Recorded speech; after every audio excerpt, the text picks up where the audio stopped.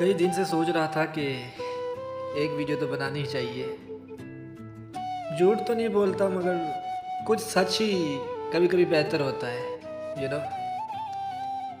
तो कभी कभी हमारी ज़िंदगी में ऐसे लोग आते हैं ना, वो हमें यकीन दिलाने की कोशिश करते हैं कि हम तुमसे मोहब्बत करते हैं, मगर दरअसल वो हमसे मोहब्बत नहीं करते।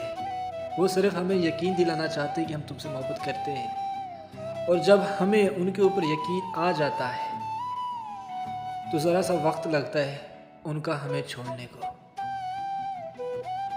तो इसी पे कुछ यूँ लिखा था कि हम भी उसी के बनाए गए जिसने तुमको बनाया है।